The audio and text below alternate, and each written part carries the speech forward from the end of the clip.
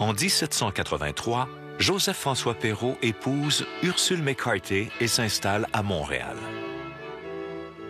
Cependant, sa carrière piétine.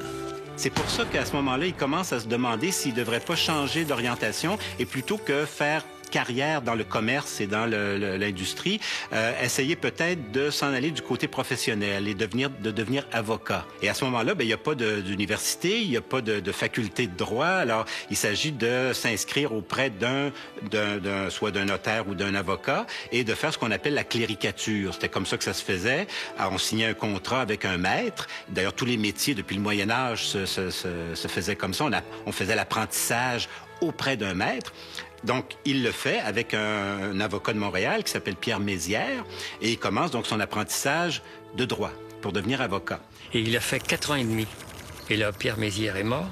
Et puis, bon, il ne pouvait pas avoir son quitus. Il ne pouvait pas devenir apprenti fini, comme on disait.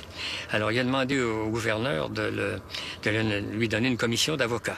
On appelait ça une commission d'avocat. Parce qu'il n'y avait pas d'université. C'était le gouverneur qui donnait les commissions. Alors, le gouverneur a refusé.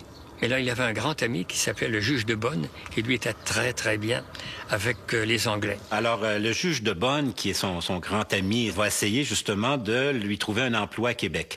Et c'est ce qui va se produire, c'est qu'en 1795, on lui trouve un emploi de protonotaire à la cour du banc du roi à Québec. Alors, lui, qui est natif de Québec, qui a fait ses études à Québec, va revenir à Québec, vivre à Québec, et là pour le reste de ses jours. Il achète un très grand terrain situé sur l'actuelle Grande Allée. Il est amoureux de la nature et nomme sa nouvelle propriété l'Asile champêtre. Alors, c'était un homme qui aimait la nature, je dirais l'horticulture d'un côté, les fleurs, les arbres fruitiers et tout. C'était une de ses passions.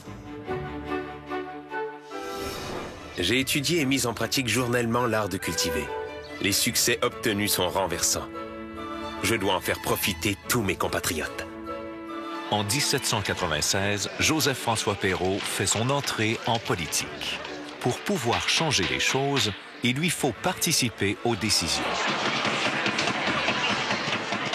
En 1801, le gouvernement fait une proposition d'un projet d'éducation, de système d'éducation qu'on appelle l'institution royale, dont le but avoué était une intégration, on appelle ça l'intégration, disons l'anglicisation des Canadiens français, parce qu'on voulait que finalement, justement par un enseignement neutre, mais qui serait plus anglophone que francophone, que tranquillement, l'élément français se dissolve un peu dans la grande culture britannique. Les Britanniques estimaient très sincèrement, ils croyaient vraiment dans leur fort intérieur que les valeurs britanniques étaient supérieures aux valeurs françaises. Perrault n'était pas d'accord avec ça et va donc proposer va faire une proposition de loi qui est parallèle, qui ne sera pas adoptée, mais qui va être parallèle à ce système-là pour qu'on fonde des écoles dans les paroisses.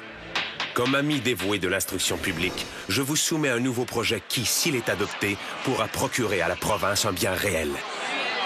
Ce qui manquait, c'était des petites écoles. Mais lui tenait à ce qu'il y ait un réseau de ces petites écoles qui soient françaises. Il voulait scolariser, augmenter le niveau de scolarité disons de l'ensemble de la jeunesse canadienne-française pour qu'elle puisse jouer un rôle plus actif au sein du Bas-Canada. Bien, il considérait, au fond, c'est ça, que l'éducation, ça appartenait à tous. Hein? C'était un bien universel. On doit permettre par l'éducation aux jeunes de se révéler, construire leur identité et s'affirmer. Dans le projet qu'on a, les jeunes ont un site web dans lequel ils deviennent producteurs de contenu. Je prends la jeune Stéphanie qui était allée voir un spectacle de chevaux, Cavalia. Elle avait rédigé une chronique, une espèce de critique dans la fin de semaine. Et elle avait été très surprise de voir que les gens de Cavalia, qui étaient partout dans le monde, lui envoyaient des petits messages à un moment donné. Ils l'avaient trouvé par les moteurs de recherche. Et Stéphanie, elle a réalisé qu'elle pouvait s'affirmer, qu'elle pouvait devenir productrice de contenu. Le web, c'est une fenêtre ouverte dans ce sens-là. Et pour l'éducation, l'utiliser, c'est comme un révélateur incroyable de qui ils sont, les jeunes.